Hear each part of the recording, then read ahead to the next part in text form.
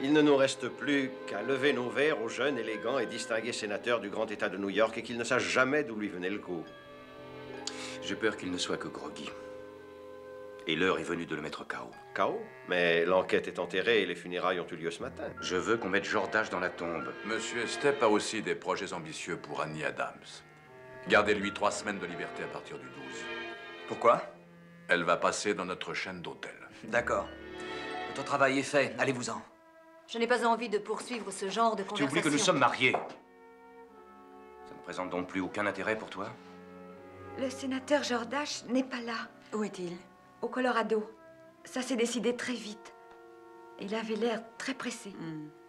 Oui, je devine qui le pressait. Rudy Jordache, le champion de ski. Je suis pas venu à Las Vegas pour jouer à la passe anglaise. J'ai autre chose à faire. Est-ce que je peux t'aider? Tu peux pas, mais... Ce que tu peux faire, c'est de me laisser tranquille. J'ai pas le temps de m'occuper de toi. Je suis persuadé que nous avons des intérêts communs. Vous voulez dire... Jordache? Dillon a rouvert les hostilités. Il a demandé au Sénat de réunir une sous-commission chargée d'enquêter sur les menées, je cite, au sujet de Franklin.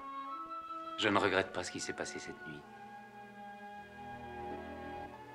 Moi non plus.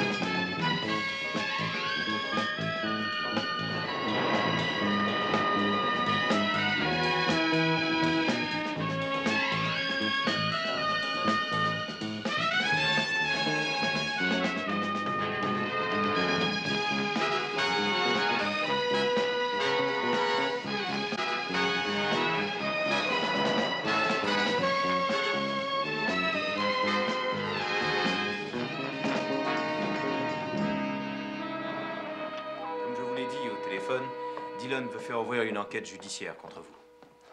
Et il faudra bien sûr qu'il obtienne l'accord de la commission Paxton. Oui, c'est déjà plus rassurant. Mais elle votera contre, sénateur. Ce sont vos amis. Non, seulement la majorité simple, mais cela devrait suffire. S'il vous censure, moi je plaque tout. Et je quitterai même le pays. Si les jeunes de votre valeur devaient abandonner, ce serait à désespérer de tout. À l'heure du déjeuner, oui, c'est possible, mais il faut que je reprenne à 1h. J'y serai. Bonjour, Ramona. Le sénateur Paxton voudrait vous voir tout de suite et ce n'est pas tout, il... Maggie. Eh bien, sénateur Jordache. Oh, mais quelle bonne mine vous avez, sénateur. Mais... Oh, il est vrai qu'à Aspen, la neige et le soleil vous donnent un hâle des plus séduisants.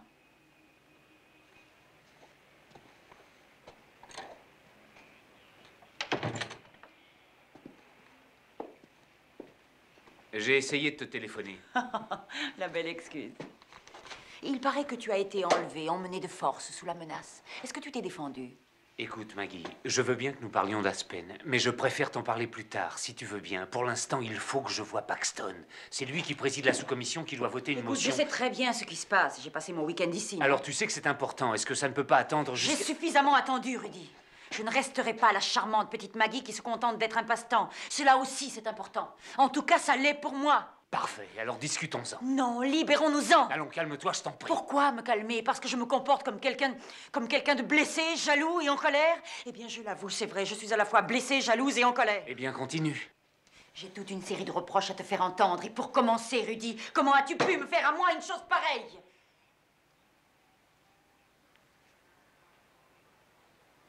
J'en sais rien.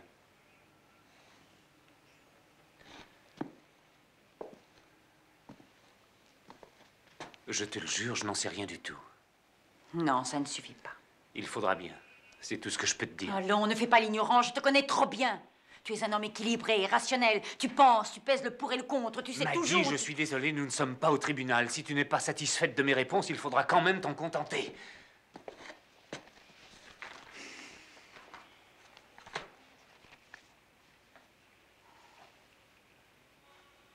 Alors aide-moi. J'ai le droit de savoir, je suppose. Je veux savoir, Rudy, savoir pourquoi et savoir quoi. Maggie, fais-moi confiance. Je te jure que si je savais quoi dire, je te l'aurais dit, mais je l'ignore. Alors c'est moi qui vais t'aider. Est-ce que tu l'aimes? Est-ce que je l'aime? Je ne sais même pas ce qui s'est passé. C'est peut-être une excuse, mais ça n'a rien d'une réponse. Décroche, c'est peut-être Aspen. Maggie. Un instant. Maggie, ne pars pas. Il ne faut pas que ça finisse ainsi. Que ça finisse, tu veux rire? J'ai dit tout à l'heure que j'avais toute une série de questions.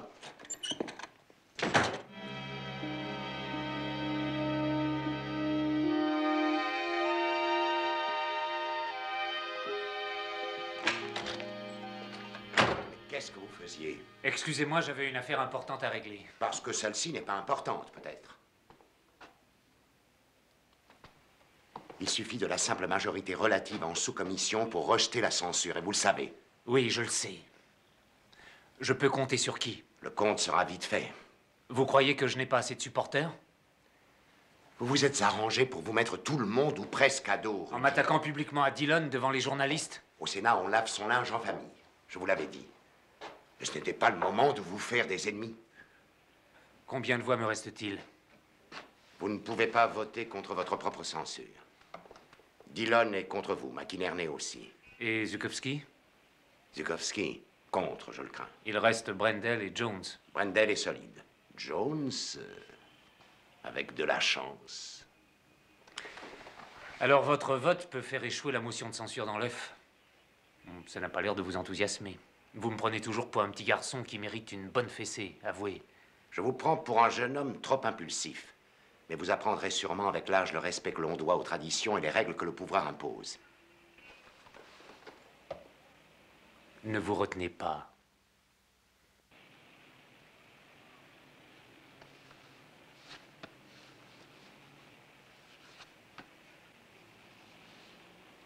Vous pouvez vous asseoir.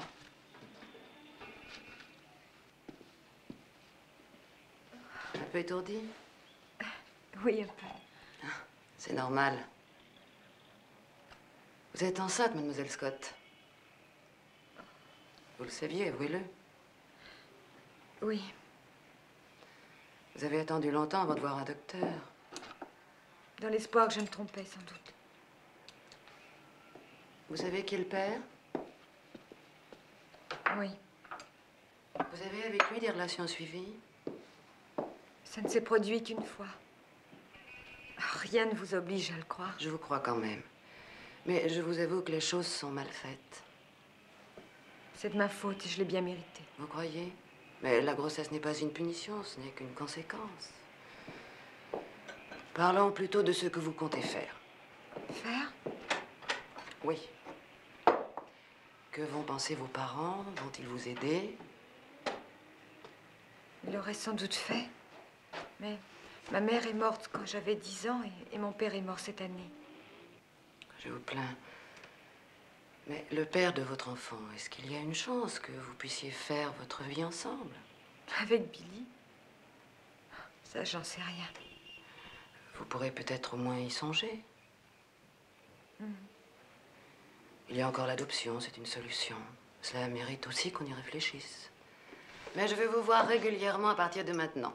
Nous avons largement le temps d'envisager l'autre alternative. Alternative? Mademoiselle Scott, nous sommes en 1968 et les opinions concernant l'interruption de grossesse ont changé. L'avortement, autrement dit. Oui. Mais le recours aux moyens légaux est l'exception. Les faiseuses d'anges, par contre, sont malheureusement toujours aussi sollicitées.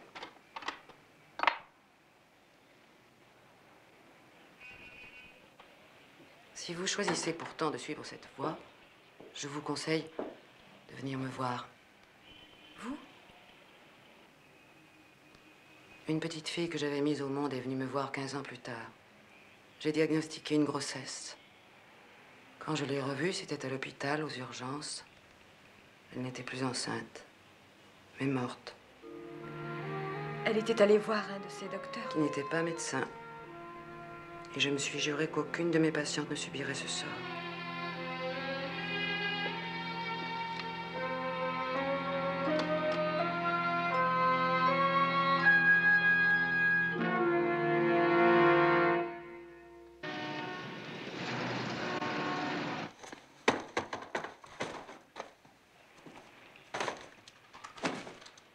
Billy?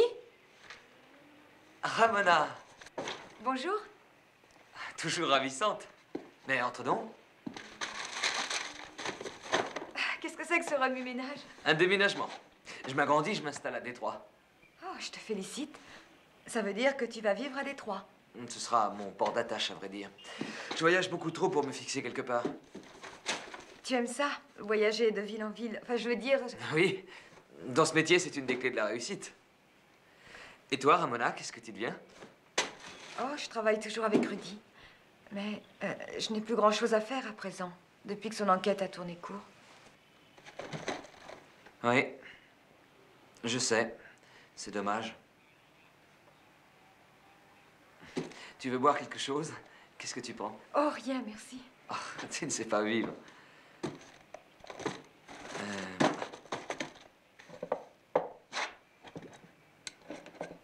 Qu'est-ce qui t'amène à New York? J'ai voulu voir Voir quoi? la maison à Whitby. Je l'ai laissée un peu à l'abandon et... Tu as gardé la maison? En voilà une idée. Oh, c'est toute ma jeunesse, j'y tiens. Et l'espoir aussi, je suppose. Tu veux un conseil? Vends-la ou loue-la. Tes souvenirs te coûtent une petite fortune. À notre avenir.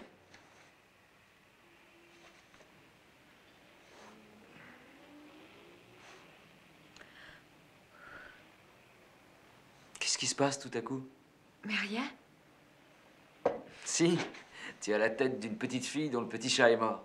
Non, ça va.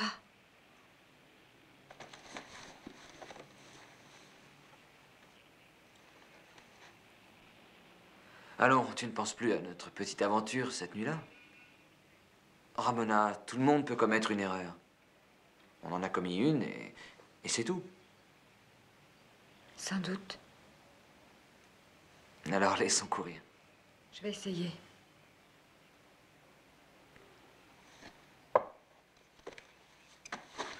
Attends, qu'est-ce que tu fais ce soir? Ce soir, il faut que je reparte pour Washington. Fais ta valise. Je file à Vegas demain avec Annie. Et je connais quelqu'un qui sera sûrement heureux de t'en voir. À Las Vegas? Il ne viendra pas à toi. Il est bien trop fier pour ça, je le connais, mais si tu vas vers lui... Wesley? Je suis sûr que ça s'arrangera. Si vous y mettez chacun du vôtre. C'est trop tard. Allons, Ramona, pas à moi, je t'en prie. Si tu le veux vraiment, dis-le lui. Dis-le lui, c'est simple. Non, Billy. Ce n'est pas simple du tout.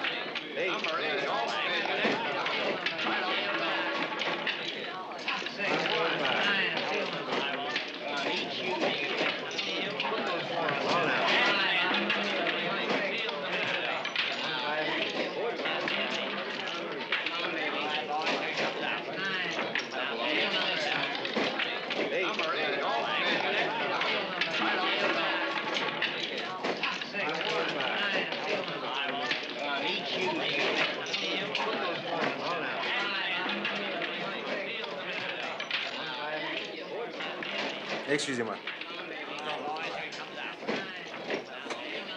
Bonsoir. Bonsoir. Toute seule? Oui, pour l'instant. Moi aussi, on pourrait se tenir compagnie. Vous venez?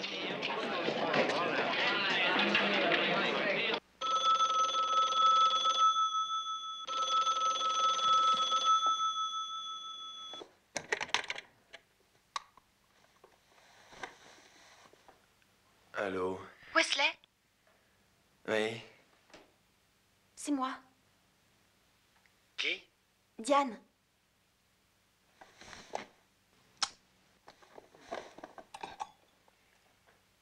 Diane? Oui, j'aurais pu appeler quelqu'un d'autre, mais je connais personne ici. Wesley, tu peux venir? J'ai absolument besoin de toi. Mais... Où es-tu? Au Starbright Motel. Chambre 16. C'est pas loin du centre. À Las Vegas? Mais je t'avais mis dans le bus de New York? Je te demande pardon, Wesley. Si t'as des raisons, tâche qu'elles soient bonnes.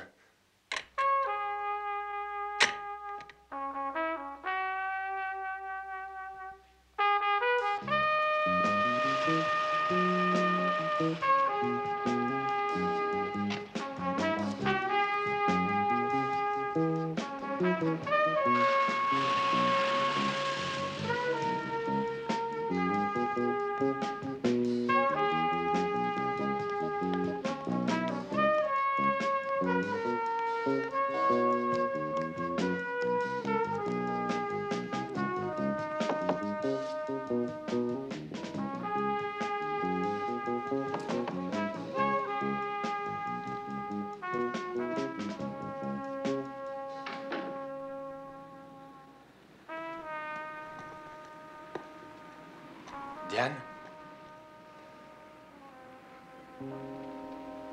Mais qu'est-ce qui s'est passé? Il a été comme pris de folie. Qui? L'homme. Mais lequel?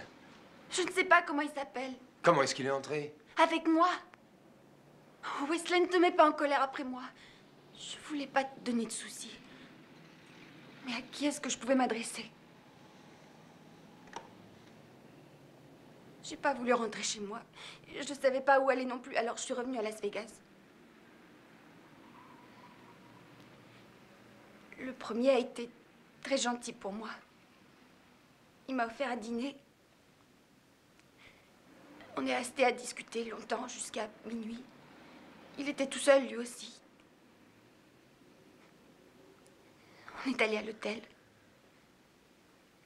Il m'a surtout embrassée. Et quand je me suis réveillée, il n'était plus là. Il m'avait laissé au coin de la table un billet de $100. Non mais tu te rends compte de ce que tu me dis? Le deuxième était moins gentil, mais il n'a pas été brutal. Diane, ça tourne pas rond, ça va te mener tout ça. Ne crie pas, je t'en prie. Essaye de comprendre. Je sais ce que je suis devenue, mais c'est ce que tout le monde pensait déjà de moi avant que je sache ce que le mot signifiait. Je me suis dit, pourquoi continuer à lutter? Autant que je sois celle qu'on pensait que j'étais.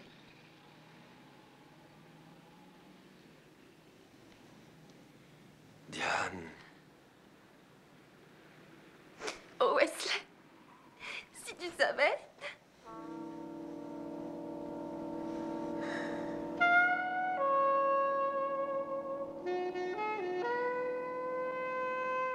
Allez, habille-toi.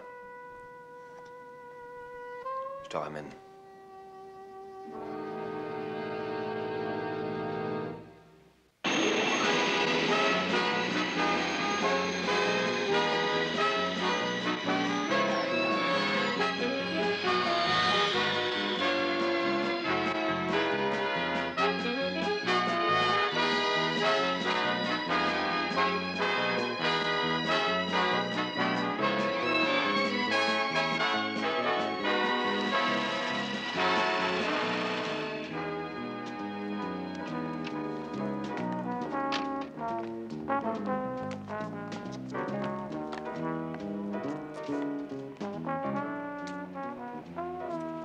toujours aussi accueillant ici? Oui. Et non.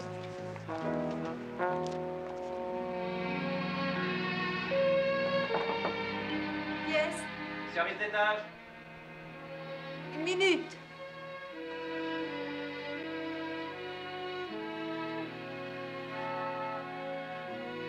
Entrez.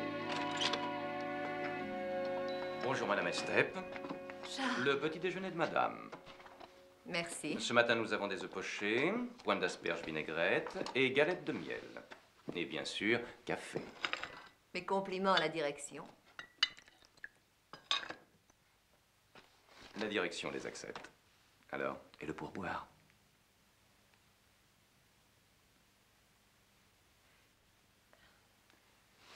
Prends des forces, la journée sera rude.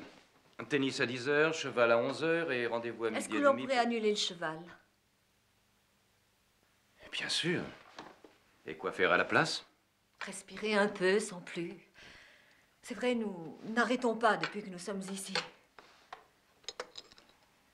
Oui, tu as raison. Un peu de repos nous fera du bien. Je vais faire annuler tennis, cheval et le reste et nous passons la journée ici. Oh, Charles! Qu'est-ce qui te prend? Cesse une bonne fois de me materner et de jouer avec moi comme si j'étais une fillette. Je ne suis pas une poupée. Qu'est-ce que ça veut dire tout ça?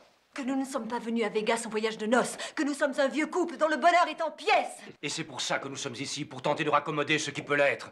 Seulement j'ai l'impression d'être le seul à y mettre de la bonne volonté. Parlons-en, que fais-tu d'autre que de me distraire pour tenter de me faire oublier qu'entre toi et moi il y a le fantôme de Sarah? Oh, je t'en prie, Claire, ça suffit comme ça.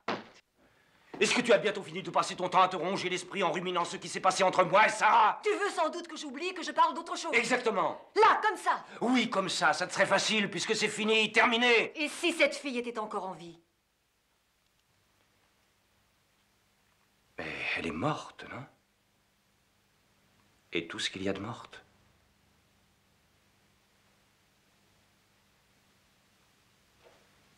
Maintenant, si tu veux absolument t'enfermer dans ta rancune et te punir toi-même, c'est ton droit le plus absolu. Seulement fais-le toute seule parce que moi, je ne veux plus en entendre parler.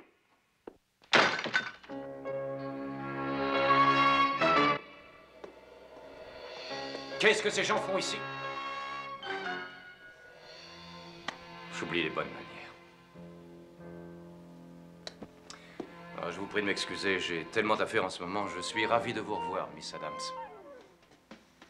Abbott, avez-vous fait bon voyage? Oh oui, excellent. Bien. On vous a bien accueillis? Nous sommes venus directement. Alors, vous devriez jeter un coup d'œil sur les lieux pour voir si tout se présente bien. Et pendant ce temps, je ferai visiter sa suite à Miss Adams. À tout à l'heure, Abbott. C'est ça, tout à l'heure, Abbott.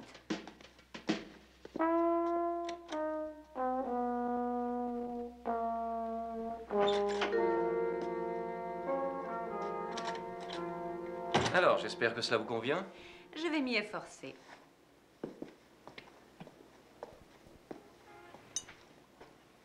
Qu'est-ce qui vous pousse à faire tout cela? Tout cela, qu'entendez-vous par là? Eh bien, cet intérêt brusque pour ma carrière, ces cachets somptueux. Mais c'est simple, vous avez du talent. Et le talent doit être récompensé. Et me faire venir à Las Vegas, c'est selon vous une récompense? Ah, je décèle comme une réticence dans votre question. Eh bien, comme je l'ai déjà dit à Billy, mon ambition n'a jamais été de devenir une chanteuse de salon. Vous me comprenez, j'espère? Je n'en ai jamais douté. Mais il s'agit là d'une étape nécessaire à votre carrière. Je crois avoir trouvé un moyen de vaincre certaines nécessités de l'existence. Vraiment? Oui, il suffit de savoir se libérer de certaines contraintes. Mais encore? De s'intéresser à un objet ou à une personne de son choix et de s'y consacrer. Excellent conseil.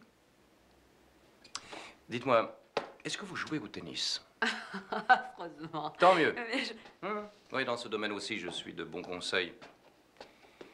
J'ai réservé un cours pour 10 heures. Vous avez un quart d'heure pour vous apprêter. mais je n'ai pas ce qu'il faut pour jouer au tennis. Il y a une boutique dans le hall.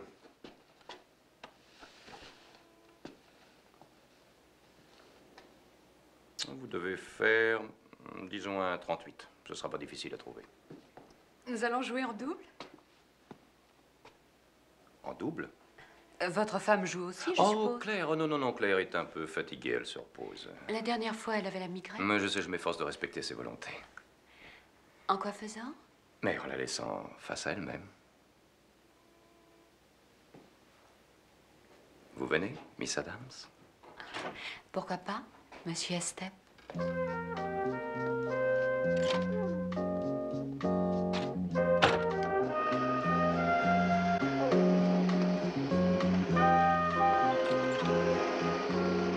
Salut. Alors, Victoria, est-ce que ça va? Oui, ça va. J'ai reçu ton message hier. Tu es toujours avec Annie Adams, Oh, avec façon de parler. Ah bon?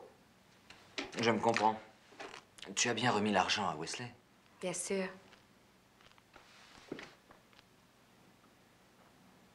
Essaie de me ménager une rencontre. Quoi? Écoute, Billy. Pour commencer, tu lui envoies de l'argent en me priant de ne rien dire de sa provenance. Et voilà que tu me demandes de vous ménager une rencontre. Qu'est-ce qu'il y a entre vous deux, un cadavre? Fais ce que je te dis. Je le ferai, bah. Je le ferai. Mais j'aurais bien voulu savoir. Est-ce que tu te plais à Las Vegas? Ou est-ce que tu préfères retourner 42e rue?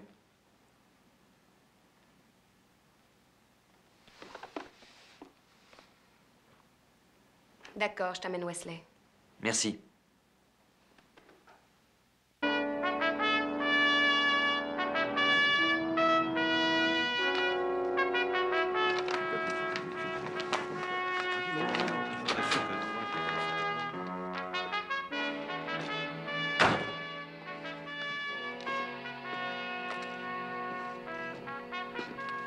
Allons-y.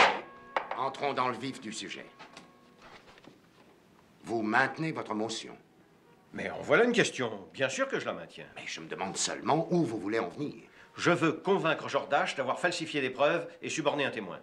Et j'en ai bien peur pour lui donner une leçon de bonne conduite. Et comment comptez-vous convaincre Jordache? Ce sera sa parole contre la vôtre. Mais vous n'avez pas un soupçon de preuve contre lui. Vous avez raison, je n'ai pas un soupçon, mais une pile. Eh bien, montrez-les. Je les montrerai à la commission judiciaire. Vous nous demandez de voter à l'aveuglette, si je comprends bien. Exactement, tout comme Jordache l'a fait pour Charles Estep. Seulement, cette fois, les souliers ont changé de pied, sénateur. Je n'ai pas eu l'honneur de voir vos preuves. Vous n'approchez pas les miennes à moins de 100 mètres. Ou 2000 kilomètres. Parce que je parie qu'on est en train de les fabriquer à Dallas. Monsieur le Président, si nous passions au vote avant qu'il ne se donne des coups de poing sur le nez. Jordache, vous avez quelque chose à dire? Je maintiens qu'il n'y a pas de preuves, cela de quelque nature qu'elle soit, parce que je me suis simplement efforcé de traduire un criminel en justice. Passons au vote. Merci, sénateur. Eh bien, lisez la proposition. Je propose que la commission judiciaire plénière enquête sur les faits reprochés au sénateur Jordache, soit falsification de preuves et subornation sous la menace d'un témoin appelé à déposer devant notre sous-commission. J'appuie. La proposition est reçue. Passons au vote. Sénateur Dillon? Pour. Sénateur Zukowski? Je suis pour. Sénateur McInerney? Je suis d'accord avec les sénateurs Dillon et Zukowski. Pour. Sénateur Brendel? Contre. Sénateur Jones?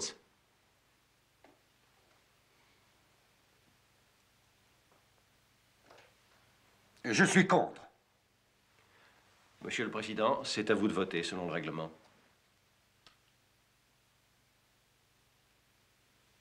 Le président s'abstient. Je vous demande pardon. S'abstient. La proposition est adoptée à la majorité relative. Je suis désolé, Rudy. Je ne comprends pas l'attitude de Paxton. Alors, jeune et distingué sénateur Jordache, vous voyez que l'on a tort de chanter trop tôt victoire. Et vous voyez ce qu'on ressent quand on est du mauvais côté du manche.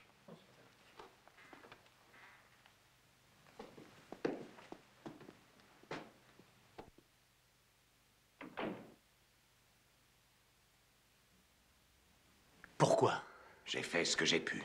Vous étiez là tout à l'heure avec moi, pour mettre au point notre stratégie et compter nos voix favorables, et voilà... Je vous avais dit de vous méfier. Me méfier? Pouvais-je croire que vous mettiez en jeu toute ma carrière politique dans le seul but de me donner une leçon de maintien? Et que vous traiteriez par le mépris quelques affaires mineures de corruption et de meurtre? Ça suffit, Jordache. Cessez de porter jugement sur les autres avant de balayer devant votre propre seuil. C'est un conseil d'ami. Mon seuil est net. Et vous le savez. Le mien ne l'est pas. Quoi? Savez-vous grâce à quoi je dois être assis là aujourd'hui?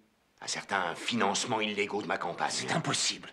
Sans cela, j'aurais perdu les dernières élections. Je ne veux pas le croire. Vous n'êtes pas homme à accepter des contributions illégales. Je ne l'ai pas su tout de suite. Je me suis toujours placé en dehors, sinon au-dessus de ses préoccupations matérielles. J'en avais confié le soin à d'autres, mal m'en a pris. Et alors, un supporter un peu trop zélé a voulu trop bien faire et ne vous a pas mis au courant? Dans mon propre intérêt. C'est sans doute une maladresse, j'en conviens, Ben, mais ça n'est pas un crime. Mais quand on regarde ailleurs, ce n'est pas qu'une simple maladresse. Et moins encore quand on paye sciemment ses dettes avec des faveurs.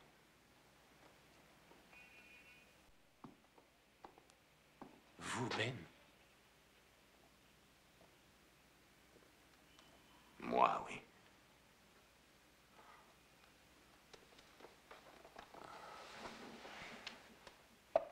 Pourquoi? Parce que si j'avais dit non, une fripouille occuperait mon siège aujourd'hui même, Rudy. Mon adversaire avait des relations à faire frémir et un budget presque plus fort que celui du Pentagone. Et qui a mis le doigt dessus? Vous ne voyez pas? Estep. Estep. Votez oui pour la censure, ou sinon le pays prendra connaissance de votre fraude électorale demain par la presse. Corruption, meurtre, chantage, tout En est bon. m'abstenant, j'ai tenté de sauver quelques parcelles de dignité à moindre frais, mais ça a eu le même effet. Ben, convoquez la presse vous-même. Faites une confession publique mettant Estep et ses tentatives de manipulation en cause. Jetez le discrédit sur les programmes, sur les projets de loi votés ou non, sur lesquels je me suis penché durant plus de 20 ans. Il n'y a pas d'autre solution. Estep ne voudra plus vous lâcher maintenant. Ou bien allez-vous vous laisser inscrire comme tant d'autres sur la longue liste de ses obligés?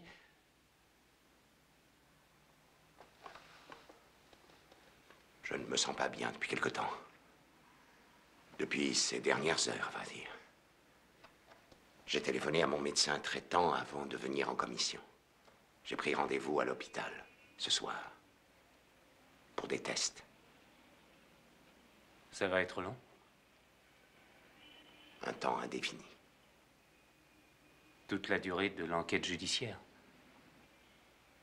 C'est probable.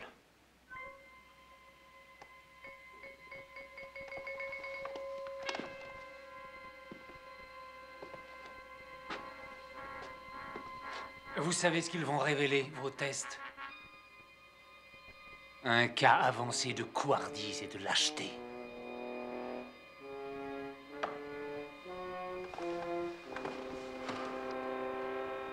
Ce qui me plaît chez vous et que j'envie, c'est la conception aussi nette que vous avez du bien et du mal.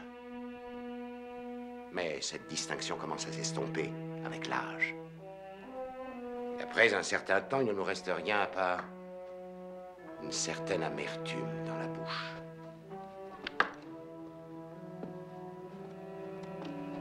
Quand vous en serez là, peut-être serez-vous plus indulgent à mon égard.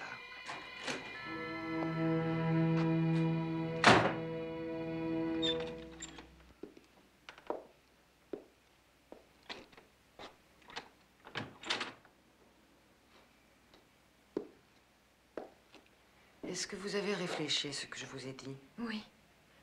Avez-vous pris une décision? Je connaissais un jeune homme et j'ai retrouvé où il était. Et vous croyez que vous pourriez faire votre vie ensemble? Seulement, vous craignez qu'il n'accepte pas l'enfant que vous portez. Comment le pourrait-il? D'accord. Je vais vous expliquer le processus. Cette méthode devient vite une routine, après quelque temps. Et elle vous sera appliquée sous une très légère anesthésie. Vous pourrez ressentir un peu d'inconfort par la suite, mais sans plus. Vous verrez.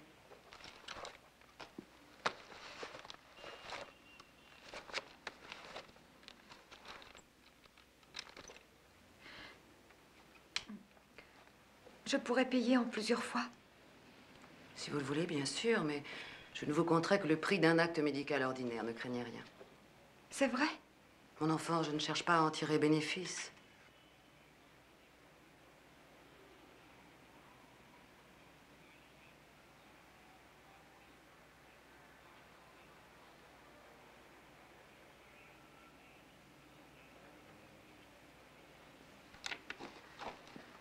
Bon. Finissons-en avec les préliminaires et vous pourrez vous déshabiller. Et si je fais ce que vous dites, vous êtes sûr que le bébé... Ne saura pas? Ne se rendra compte de rien? La science dit que non. Mais c'est là une question qui est surtout d'ordre philosophique. Je ne suis sûre de rien. Personne ne le sait.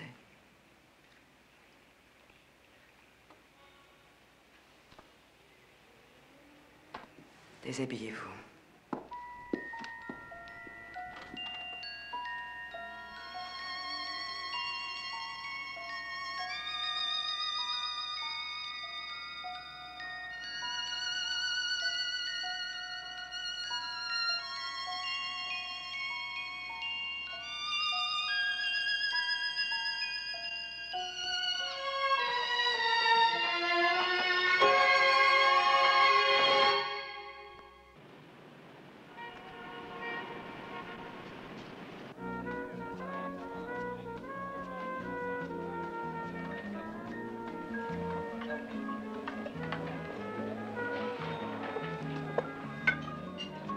Est-ce que vous désirez autre chose?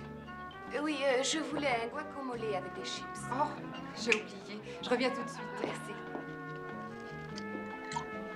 Qu'est-ce qu'on fait ici? Comment qu'est-ce qu'on fait? Bah, on croirait que c'est mon anniversaire et que tu m'as réservé une surprise. Seulement, c'est pas mon anniversaire. Mais il y aura quand même une grande surprise.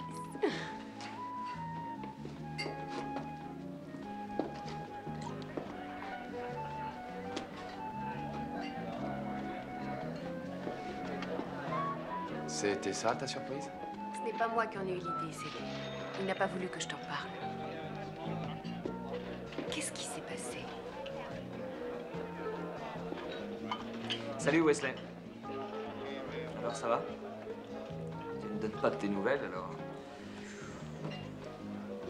Je peux m'asseoir, j'ai hâte de parler. Tu nous quittes déjà, Vicky? J'aime autant, tu sais. Les réunions de famille, enfin, surtout comme celle-là.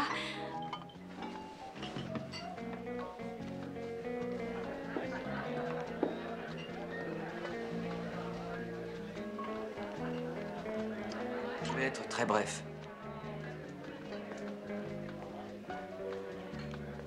Excuse-moi.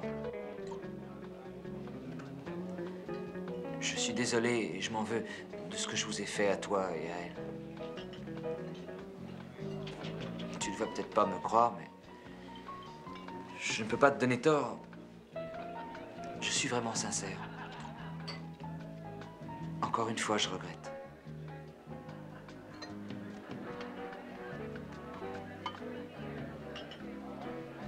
Pourquoi as-tu fait ça? Pour une raison stupide. Je voulais une fille qui ne voulait pas de moi. Et j'ai été blessé dans ma fierté de séducteur. Tu me connais depuis le temps. Je suis le plus beau, le plus fort. Mais seulement, vois-tu, le plus étrange, c'est que ça m'a fait plus d'effet qu'à elle. Écoute, Wesley, c'est une fille merveilleuse qui est vraiment capable d'aimer. Et c'est toi qu'elle aime.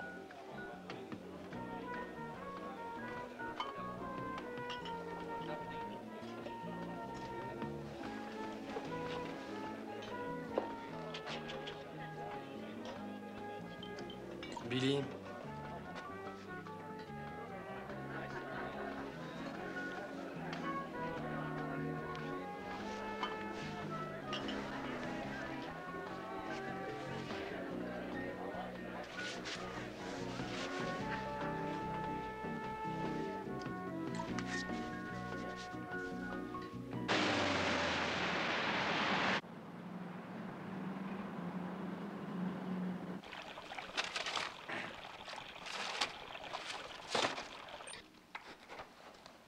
Laisse. Pourquoi? C'est très bien où c'est. Et j'aime l'ordre. Ouais, bah pas moi. Laisse mes affaires. Si tu veux t'occuper, il y a un bol dans le lavabo, tu peux le laver. Où est-ce que tu vas? Dehors. Qu'est-ce que c'est? Rien. C'est un pistolet. Veux que je t'ai dit que j'avais quelque chose à faire à Las Vegas? Wesley, tu as des ennuis? Non. Écoute, c'est une affaire d'homme à homme et je veux que personne s'en mêle, t'as compris? Tu vas rester là, te remettre et on verra ensuite ce qu'il faut faire. Wesley, tu m'aimes ou pas? Qu'est-ce que tu veux dire? Je veux dire, est-ce que tu tiens à moi? Oui, j'y tiens, bien sûr. Écoute, je te demande pas de m'aimer autant que je t'aime, mais je te promets de faire tout pour te rendre heureux si tu me permets de rester. Diane, je suis pas amoureux de toi. Et je ne veux pas que tu m'aimes.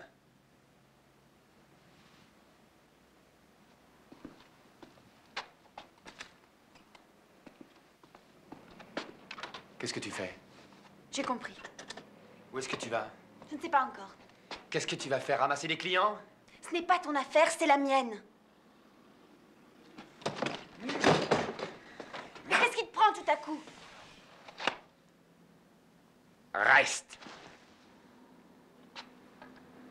On réglera ça à mon tour.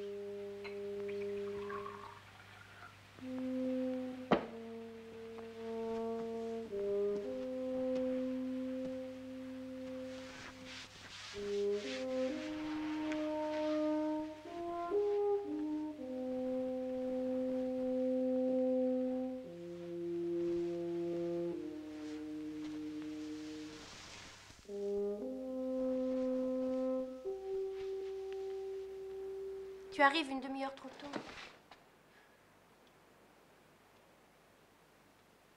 Kate. Mais Dans une demi-heure, je prenais le premier vol pour Aspen. Ensuite, tu prenais connaissance du mot que j'aurais attaché à la porte du réfrigérateur.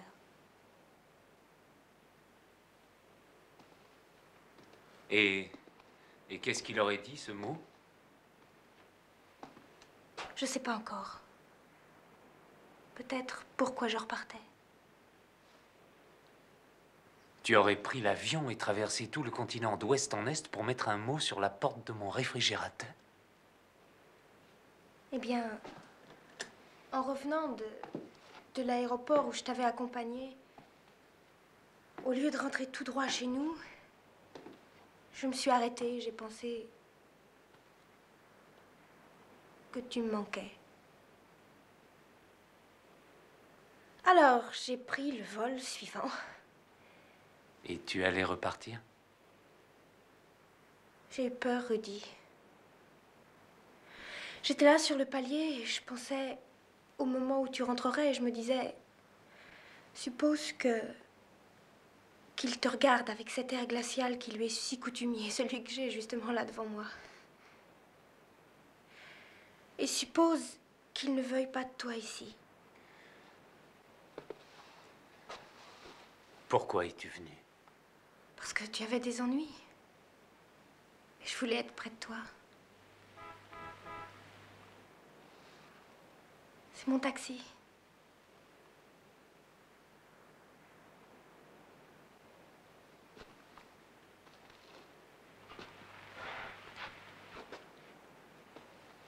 Kate. Je ne sais quoi te dire. J'ai compris. Tu as tellement de soucis en tête. Pardonne-moi d'avoir été aussi sotte.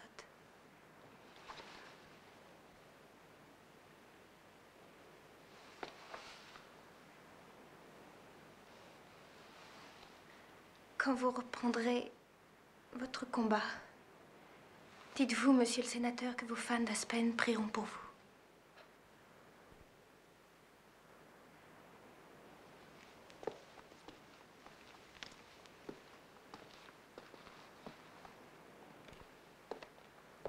Kate.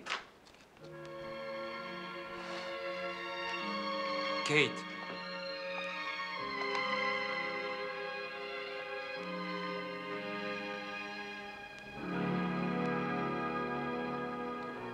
Reste.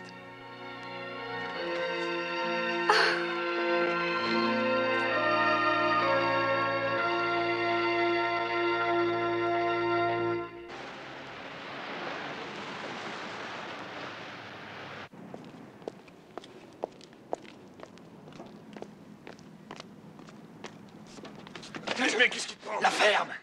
Parlons affaires. Quoi, quelle affaire? Parle-moi de Falconetti. Je croyais t'avoir déjà dit que je laissais tomber. Alors change d'avis. Écoute, je te conseille d'arrêter de jouer aux gendarmes et aux voleurs et de retourner chez ta mère. Tu veux risquer ta peau pour un salaud comme Falconetti?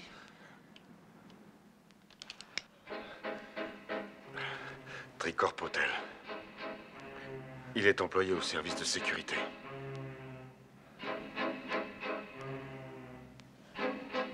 C'est sûr? Sur ma tête.